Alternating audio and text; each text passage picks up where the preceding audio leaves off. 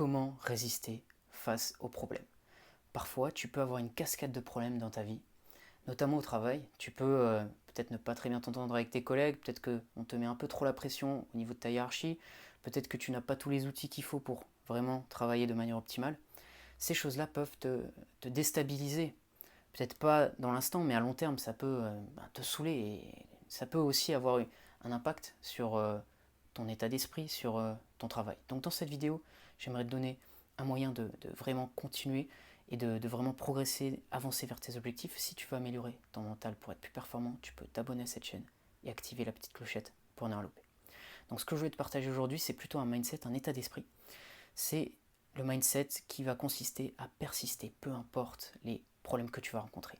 En fait, je voudrais t'inviter à devenir un peu comme l'eau qui va créer une action d'érosion sur la roche, qui va créer des fissures, de l'usure. C'est-à-dire que chacun des obstacles que tu vas rencontrer, il va falloir que tu continues à vraiment les traverser. Il va falloir que tu continues à persister et que tu agisses dans ton intérêt et surtout pour ton développement.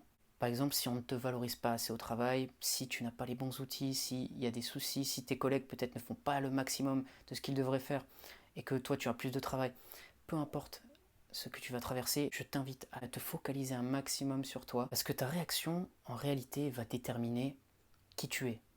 En fait, la réaction va être à la mesure de l'homme, à la mesure de la femme.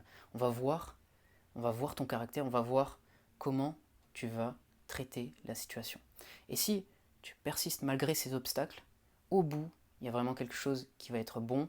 Tu vas te développer personnellement, tu vas te développer au niveau de ton mental. Et si tu veux, lorsqu'on va faire un travail de préparation mentale avec un sujet, on va voir quelles sont les situations dans lesquelles il ou elle doit lâcher prise par rapport à ce qui se passe, c'est-à-dire que quand tu as un événement, un résultat qui ne correspond pas à tes attentes, surtout un événement extérieur que tu ne peux pas maîtriser, lâcher prise peut vraiment t'aider à reprendre un peu le contrôle sur tes émotions.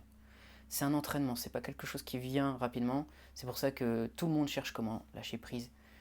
Il y a des solutions, mais c'est pas quelque chose qui vient de suite. Il faut pouvoir s'entraîner, mais vraiment c'est efficace parce que ça te permet vraiment de ne pas être possédé par tes émotions qui vont bien te faire peut-être paniquer, t'amener à être submergé. Donc quand on va lâcher prise, on va ensuite trouver les bons automatismes, les bonnes manières, les bonnes décisions par rapport à la situation.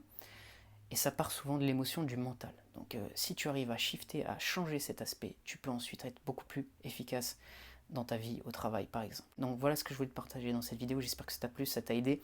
Tu peux mettre un j'aime si c'est le cas, tu peux t'abonner à la chaîne si tu veux d'autres contenus sur la préparation mentale. Et si tu veux faire une préparation mentale personnalisée où on va trouver comment atteindre les états mentaux qui vont te permettre d'être performant au quotidien, tu peux me contacter, m'envoyer un email qui est dans la description. Je te dis à bientôt pour une prochaine vidéo.